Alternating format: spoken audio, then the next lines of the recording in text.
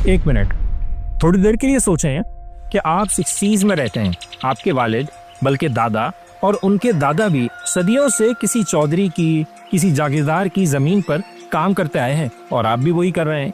दिन रात खून पसीना एक कर रहे हैं, मगर जब फसल कटती है तो उसका बड़ा हिस्सा कोई और ले जाता है और आप अपने बच्चों की 2 वक्त की रोटी के लिए भी स्ट्रगल करते हैं। समझ नहीं आता कि इस दलदल से, इस जिल्लत से कैसे निकलें। आपके अंदर एक गुस्सा पनप रहा है, एक लावा पक रहा है और फिर एक दिन आपके अनकहे जज्बात को एक आवाज मिल जाती है। ये ख्वाब था सोशलिज्म का, वो ख्वाब जो सिर्फ कराची और लाहौर में नहीं, काहिरा से बगदाद और दमिश्क से तराबलस तक तकरीबन पूरी मुस्लिम दुनिया में देखा गया। करोड़ों गरीबों, मजदूरों, किसानों और नौजवानों के लिए उम्मीद की किरण। ये उम्मीद कि शायद अब हमारी तकदीर बदल जाए। लेकिन आज 50-60 साल बाद जब हम पीछे मुड़कर देखते हैं तो ये उम्मीद, ये ख्वाब एक डरावने ख्वाब जैसा लगता है, क्योंकि ये नारा लगाने वाले लीडर्स जो अवाम को ताकत का सरचश्मा कहते थे, खुद फिरौन बन गए। वो निज़ाम जो गरीबों को अमीर बनाने आया था, उसने पूरी इकोनॉमीज बर्बाद कर दी और नस्लों को गुर्बत की एक नई गहरी दलदल में धकेल दिया और हमारे लिए छोड़ गया एक बहुत बड़ा सवाल।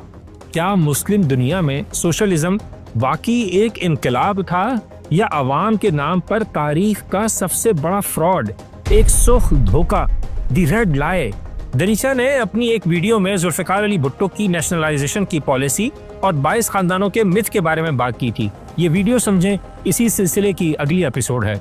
आज हम सिर्फ पाकिस्तान नहीं बल्कि पूरी मुस्लिम दुनिया पर नजर डालेंगे। देखेंगे कि कैसे एक खूबसूरत नारे ने करोड़ों लोगों को अपना दीवाना बनाया, इनकलाब आया और फिर कैसे वही इनकलाब अपने बच्चे खा गया। इस वीडियो के आखिर तक आप जान जाएंगे कि मुस्लिम दुनिया में सोशलिज्म क्यों और कैसे आया, किस तरह डिक्टेटरशिप, मईशत की तबाही और नजरियाती कंफ्यूजन का नतीजा बना। तो चले हमारे साथ इस कहानी की तह में, और हाँ, सब्सक्राइब करना बिल्कुल मत भूलें।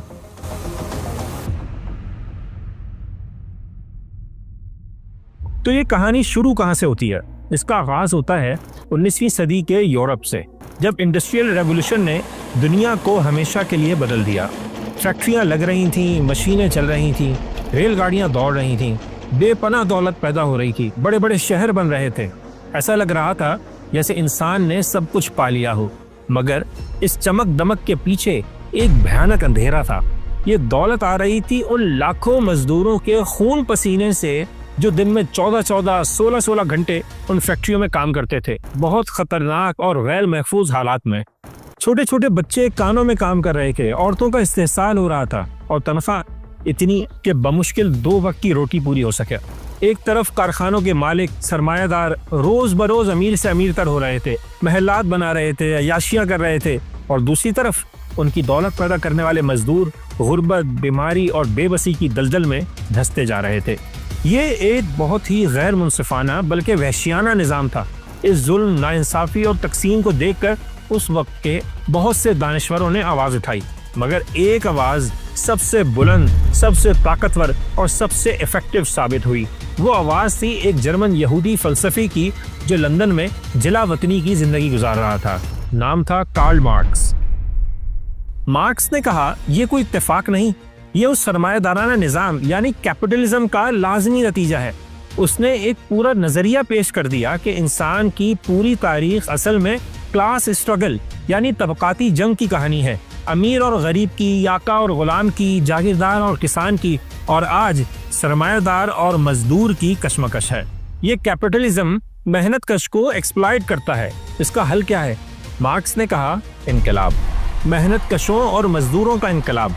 एक ऐसा इनकलाब जो इस पूरे सरमायादाराना निज़ाम को जड़ से उखाड़ कर फेंक दे। कैसे? कि मेहनत कश मुत्तहिद हों, फैक्ट्रियों पर कब्जा करें, हुकूमत छीन लें और एक डिक्टेटरशिप ऑफ द प्रोलिटेरिएट कायम करें, जिसके बाद पैदावार के तमाम ज़राए यानी फैक्ट्रियाँ, ज़मीनें, बैंक सब उनके मालिकों से छीन ली जाए और रियासत की मिल्कियत बना दी जाए।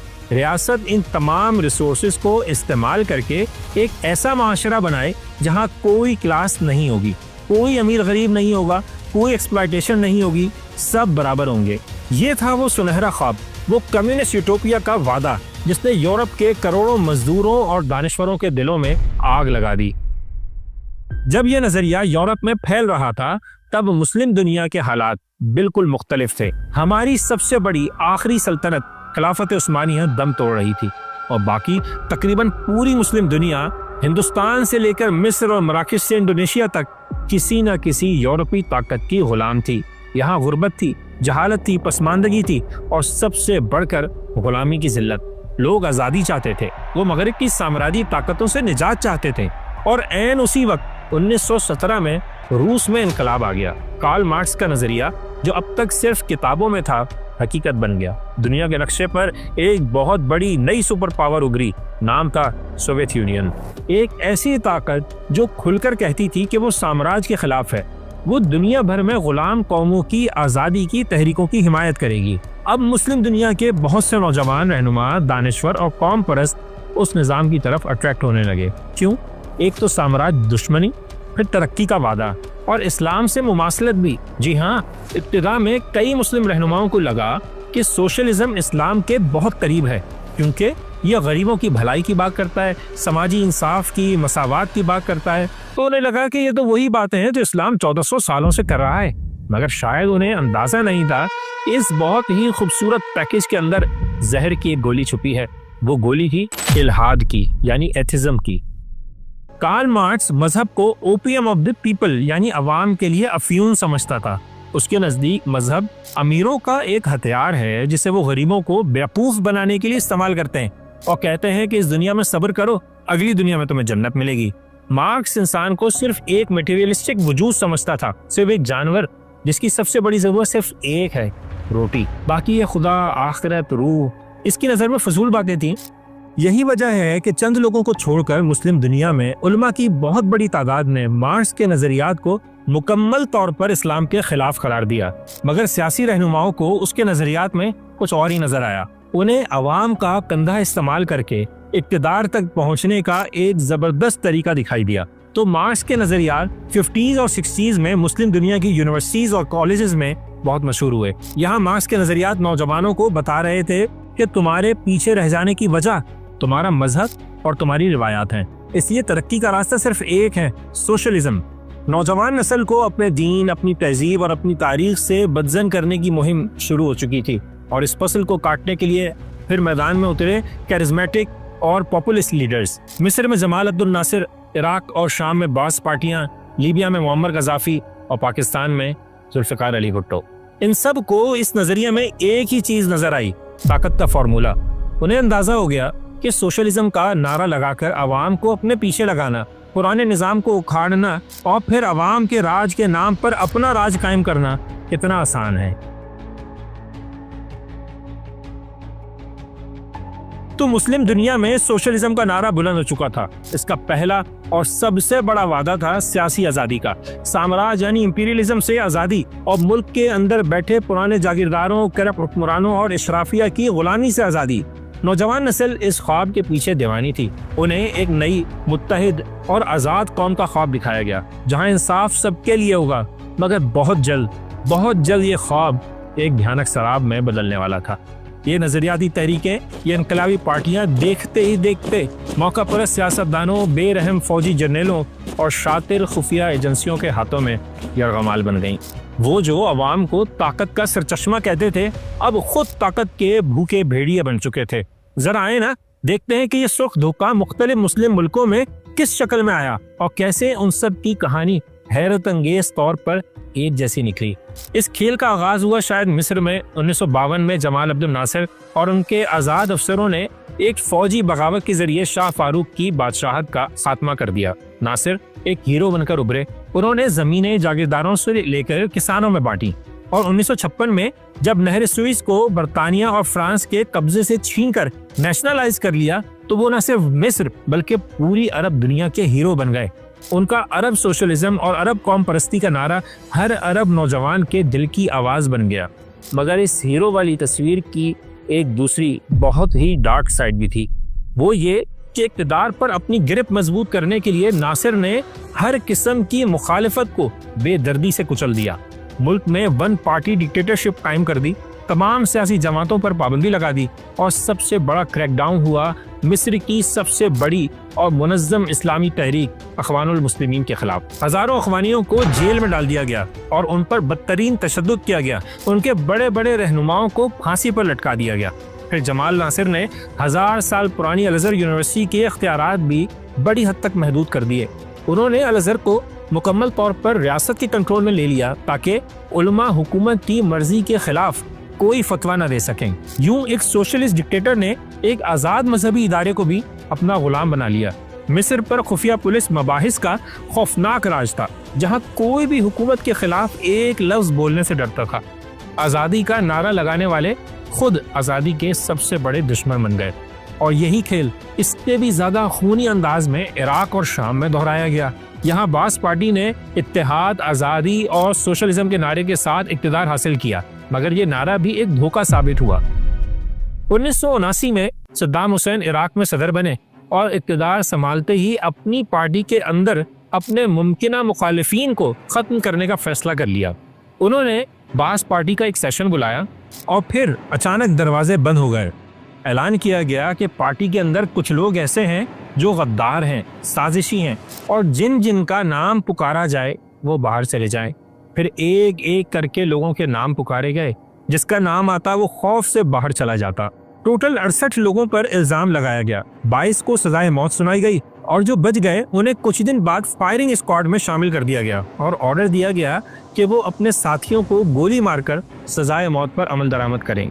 मैसेज बिल्कुल क्लियर था, इख्तिलाफ की कोई गुंजाइश नहीं और फर्माबरदारी होगी तो सिर्फ एक लीडर की, सद्दाम हुसैन की। शाम में भी यही हुआ। एक और सोशलिस्ट लीडर हाफिजुल असद ने आयरन ग्रिप के साथ वहाँ हुकूमत की। 1982 में जब हमा शहर में अख़वानुल मुस्लिमीन ने बगावत की कोशिश की तो असद ने फ़ज़ाइया को अपने ही शहर पर बमबारी का हुक्म दे दिया। हफ्तों तक शहर पर गोले बरसाए गए, टैंकों ने उसे रोन डाला और एक अंदाजे के मुताबिक 15 से 20 हज़ार लोग मारे गए। ये था सोशलिस्ट इनकलाब, ये था अवामी इनकलाब जो अवाम में बराबरी की बात कर रहा था, मगर सिर्फ जब्र और खौफ के जोर पर। यह पैटर्न हमें हर जगह नजर आया। लीबिया में नौजवान कर्नल मोहम्मद कज़ाफ़ी ने 1969 में बादशाह का खात्मा किया। उसने भी सोशलिज्म और अरब कौम परस्ती का नारा लगाया। फिर उन्होंने अपनी एक किताब लिखी, द ग्रीन बुक, और ऐलान किया कि यही मुल्क का नया आइन है, यही जमहूरियत है और यही इस्लाम है। मुल्क में तमाम सियासी जमातों पर पाबंदी लगा दी गई, हर किस्म की मुखालिफत को कुचल दिया गया और वो 42 साल तक, जी हाँ 42 साल तक लीबिया पर पूरी ताकत के साथ हुकूमत करते रहे। क्या ये सब सिर्फ इत्तेफाक था कि मिस्र, इराक, शाम, लीबिया, हर जगह सोशलिज्म का नतीजा एक बेरहम एक जमाती आमरीत की सूरत में निकला? नहीं, बिल्कुल नहीं। ये इस सुर्ख धोखे का लाजमी हिस्सा था। सोशलिज्म का नारा असल में वन पार्टी डिक्टेटरशिप कायम करने के लिए एक बेहतरीन बहाना था। ये हर मुखालिफ आवाज़ को कुचलने के लिए एक नज़रियाती जवाब था और एक शख्स या एक ग्रोह के राज को मजबूत करने के लिए एक इफेक्टिव वेपन भी। यानी नारा अवाम का, मगर राज एक शख्स का, एक पार्टी का, एक खानदान का। सोशलिज्म का दूसरा बड़ा और शायद सबसे अट्रैक्टिव वादा था माशी खुशहाली का। जी हाँ, रोटी, कपड़ा और मकान का वादा। और इसका तरीका क्या बताया गया? एक ही तरीका, नेशनलाइजेशन। यानी तमाम बड़ी फैक्ट्रियां, बैंक, इंश्योरेंस कंपनियां, तालीमी इदारे सब उनके मालिकों से छीन लिए जाएं और अवाम की मिल्कियत बना दिए जाएं। अवाम की मिल्कियत समझ रहे हैं ना? जी हाँ, रियासत की मिल्कियत, यानी सब कुछ सरकारी हो जाए। पाकिस्तान में ये काम जुल्फ़िकार अली भुट्टो ने शुरू किया। अभी सुकूत ढाका का चहलम भी नहीं हुआ था, मुल्क पहले ही टूटा हुआ था, माशी तौर पर तबाह हाल था कि भुट्टो ने जनवरी 1972 में नेशनलाइजेशन का ऐलान कर दिया। इसका नतीजा क्या निकला, इस हवाले से हमने एक तफसीली वीडियो बनाई है, आप इस लिंक पर देख सकते हैं। मुख्तसर ये कि इंडस्ट्रीज में सेठ की जगह बाबू बैठ गए। यूनियन बाजी ने सब कुछ तबाह कर दिया और क्योंकि ये इनकलाब मजदूरों के नाम पर आया था, इसलिए मजदूर तो फुल चिल हो गए। उनका माइंड सेट बन गया कि अब ये सेठ की नहीं, हमारी फैक्ट्री है, काम करें या ना करें तनख्वाह पूरी मिलेगी। यूं पाकिस्तान में सरकारी नौकरी में हरामखोरी वाला कॉन्सेप्ट आया जो आज तक पूरी शान के साथ जारी है। उसने काम के हवाले से हमारी सोच ही बदल दी, क्योंकि जब हमारे जैसे माशरों में हर चीज की जिम्मेदारी रियासत लेती है तो फिर इनफरादी जिम्मेदारी और मेहनत की अजमत का तस्वुर भी कमजोर पड़ जाता है।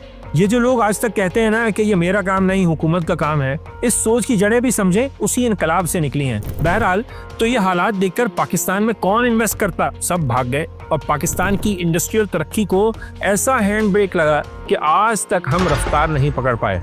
तो ये था अवाम की मिल्कियत का तजुर्बा, द रेसिपी फॉर डिजास्टर। और ये सिर्फ पाकिस्तान की कहानी नहीं, ये निज़ाम जहाँ भी गया ऐसी ही तबाही की दास्तान छोड़कर आया।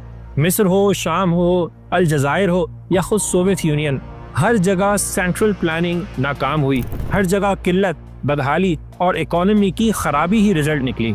फ्रेडरिक हाइक ने अपनी मशहूर किताब द रोड टू सर्फडम में बिल्कुल सही लिखा था। सोशलिज्म की सबसे बड़ी नाकामी उसका माशी मंसूबा नहीं बल्कि उसका तकब्बुर है। ये निज़ाम ये समझता है कि चंद लोग एक दफ्तर में बैठकर करोड़ों लोगों की ज़रूरियात, ख्वाहिशात और वसाइल को कंट्रोल कर सकते हैं। ये नामुमकिन है। लेकिन मुस्लिम वर्ल्ड में इसने एक और बड़ा नुकसान भी पहुंचाया, हमारी नजरियाती बुनियादों को। सोशलिज्म ने आज़ादी का वादा किया मगर आमरीत दी, खुशहाली का ख्वाब दिखाया मगर माशी तबाही दी। मगर इसका एक तीसरा और शायद सबसे खतरनाक हमला था हमारी नजरियाती बुनियादों पर, हमारी रूह पर। जैसा कि हमने पहले बताया, सोशलिज्म की बुनियाद कार्ल मार्क्स के नजरियात पर है और मार्क्स के नजदीक मजहब अवाम के लिए अफ्यून है, एक नशा है। अब आप खुद सोचें, एक ऐसा नजरिया जिसकी शुरुआत ही खुदा के इनकार से होती हो, वो इस्लाम के साथ कैसे चल सकता है? ये तो एक दूसरे की उलट है। मगर यहाँ धोखे और फरेब की सियासत का आगाज हो गया। भुट्टो, नासिर, कज़ाफी, ये सब बहुत चालाक लीडर थे। उन्हें पता था कि मुस्लिम दुनिया में जहाँ लोगों के दिलों में ईमान अब भी मौजूद है, अगर वो खालिस कम्युनिज्म या सोशलिज्म की बात करेंगे तो अवाम उसे कभी कबूल नहीं करेंगे। तो उन्होंने एक बड़ा ही खतरनाक शोशा छोड़ा, एक नया ब्रांड बनाया, इस्लामी सोशलिज्म। यानी इस्लाम का नाम भी ले लिया और सोशलिज्म भी ले आए। ये तो ऐसा ही है जैसे कोई शराब की बोतल पर आबे ज़मज़म का लेबल लगा दे। इस्लाम और सोशलिज्म तो एक दूसरे की जिद है। एक की बुनियाद तौहीद है कि हर चीज का मालिक अल्लाह है और दूसरी की बुनियाद दहरियत पर है कि कोई खुदा ही नहीं। एक मखसूस हद तक प्राइवेट प्रॉपर्टी का हक देता है, दूसरा उसे गैर फितरी अंदाज में मुकम्मल तौर पर खत्म करता है। एक अखुवत और भाईचारे की बात करता है, दूसरा तबकात के दरमियान नफरत और जंग की। एक इंसान को रूहानी और अखलाकी वजूद मानता है और दूसरा उसे सिर्फ और सिर्फ एक जानवर समझता है जिसकी जरूरत सिर्फ रोटी, कपड़ा और मकान है। एक इंसान को आज़ादी देता है, दूसरा उसे एक पार्टी या एक लीडर का गुलाम बनाता है। ये दोनों कभी एक नहीं हो सकते। तो ये नारा क्यों लगाया गया? सिर्फ और सिर्फ सियासी धोखे के लिए। इस्लाम के नाम पर एक गैर इस्लामी बल्कि इस्लाम मुखालिफ निज़ाम मुसल्लत करने के लिए। इस चाल के पीछे टारगेट बिल्कुल क्लियर था, मजहब और मजहबी तबके की ताकत को तोड़ना। मगर क्यों? क्योंकि किसी भी आमिर के लिए, किसी भी डिक्टेटर के लिए सबसे बड़ा खतरा कोई सियासी जमात नहीं होती। उसके लिए सबसे बड़ा खतरा वो ताकत होती है जिसकी जड़ें अवाम में हों, जो रियासत के कंट्रोल से बाहर हो। और मुस्लिम तारीख गवाह है कि वो ताकत हमेशा से मजहब रहा है। मस्जिद का मिंबर, मदरसे का उस्ताद और पीर की खानका, यही वो तीन मराकज़ हैं जिन्होंने मुस्लिम दुनिया में हमेशा अवाम को मुतहर्रिक किया है, जिन्होंने हमेशा साम्राज्य और जुल्म के खिलाफ बगावत की है। रूस के खिलाफ दागिस्तान में इमाम शामिल की जद्दोजहद कहाँ से उठी थी? मस्जिद और मदरसे से।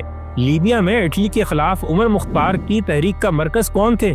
सूफी सिलसिले सनूसी की खानकाहें। सिंध में अंग्रेजों के खिलाफ जिहाद किसने किया? पीर ऑफ पगारा सबतुल्लाह शाह राशिदी ने। ईरान में शाह के खिलाफ इनकलाब कौन लाया? इमाम खुमैनी, एक आलिम दीन। ये मिंबर, ये मदरसा और ये खानका आज जिस हाल में भी हैं, तारीख में यही वो मराकज़ थे जिनका अवाम पर गहरा इन्फ्लुएंस था और ये किसी रियासत के कंट्रोल से भी बाहर थे। यही वजह है कि इन सोशलिस्ट और इनकलाबी डिक्टेटर्स ने समझ लिया कि अगर उन्हें अपने इक़्तिदार को मजबूत करना है तो पहले इस ऑल्टरनेट पावर स्ट्रक्चर को तोड़ना होगा। इस ताकत को तोड़ने के लिए उन्होंने दो तरफ से हमला किया। पहला हमला था नजरियाती। मीडिया का भरपूर इस्तेमाल किया गया। अखबार, रेडियो, टीवी, फिल्में, किताबें, हर मीडियम के जरिए मजहब को एक पसमानदा, रिग्रेसिव और तरक्की की राह में रुकावट बनाकर पेश किया गया। उलमा का मजाक उड़ाया गया, उन्हें जाहिल और अवाम दुश्मन करार दिया गया। कॉलेजों और यूनिवर्सिटियों में लेफ्टिस्ट दानिश्वरों के जरिए एक ऐसा एनवायरनमेंट बनाया गया जहां मजहब की बात करना बैकवर्डनेस की अलामत बन गया। और दूसरा हमला था जबर का। मिस्र, शाम, इराक, लीबिया, हर जगह मजहबी तंजीमों, खास तौर पर अफवान जैसी पार्टीज को कुचल दिया गया। उनके रहनुमाओं को फांसियां दी गईं। हजारों कारकुनों को जेल में डालकर उन पर सख्त तरीन तशद्दुद किया गया। पाकिस्तान में ये जबर इस पैमाने पर तो नहीं हुआ, मगर यहाँ भी कॉलेजों और यूनिवर्सिटियों की सतह पर मजहबी तलबा तंजीमों को लेफ्टिस्ट तंजीमों के जरिए कमजोर करने और वायलेंस में उलझाने की पूरी कोशिश की गई, वो भी सरकारी सरपरस्ती में। मकसद था एक ऐसी नस्ल तैयार करना जो अपनी आइडेंटिटी मजहब से नहीं बल्कि पार्टी से, लीडर से और इनकलाब से जोड़े। ये था वो असल खेल, वो गहरा खेल जो सिर्फ अवाम के जिस्मों पर नहीं बल्कि उनकी रूहों पर भी कब्जा करने के लिए था। मगर ये ड्रामा, ये फरेब ज्यादा देर चल नहीं सका। जब बुनियादें अवाम में ना हो, डोरें कहीं और से हिल रही हों, तो यही होता है। क्योंकि जिस सुपर पावर, जिस बिग ब्रदर के सहारे ये सब नाच रहे थे, वो खुद ही ताश के पत्तों की तरह बिखर गया। 1991 में सोवियत यूनियन टूट गया और उसके साथ ही मुस्लिम दुनिया का ये नाम नेहाद इनकलाब यतीम हो गया। इसकी नजरियाती और माली पुष्पनाही खत्म हो गई और फिर आहिस्ता आहिस्ता वो सुर्ख अंधेरा छटने लगा। मगर जब रोशनी हुई तो पीछे क्या नजर आया? सिर्फ तबाही, बर्बादी और गहरे जख्म। आइए देखते हैं कि इस सुख धोखे की लेगेसी क्या है, यानी इसने हमें क्या दिया।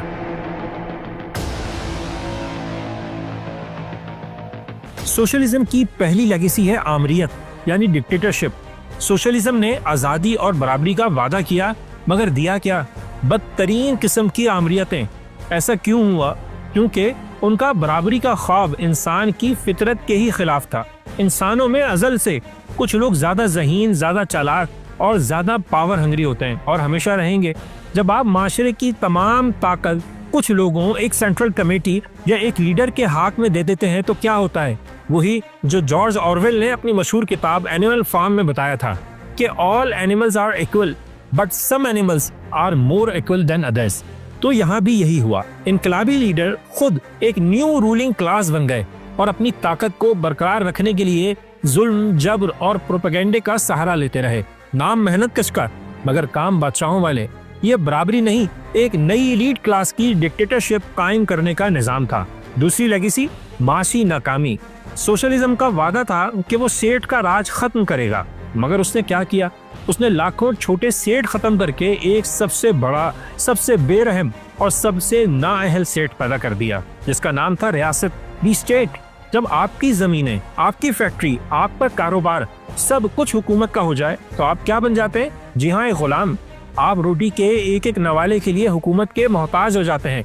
और जब आप माशी तौर पर इतने गुलाम बन जाएं तो बोलने की आज़ादी भी खो देते हैं। सोशलिस्ट हुकूमतों में भी यही हुआ। जिसने भी तनकीद की या तो जेल में डाल दिया गया या रास्ते से हटा दिया गया। तीसरी लेगेसी, नजरियाती कंफ्यूजन।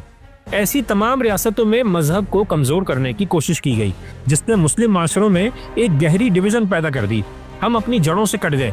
बाहर से लाए गए नजरियात जिन्हें ग्राउंड रियलिटी समझे बगैर जबरदस्ती हम पर थोपा गया, नाकाम तो हुए, मगर इस चक्कर में हमारा अपना कल्चर, हमारी अपनी अक़दार, सब कुछ कंफ्यूज हो गया। और सबसे खतरनाक बात ये कि सदियों की गुलामी के बाद हमारी नस्लें पहले ही नजरियाती तौर पर कमजोर हो गई थीं।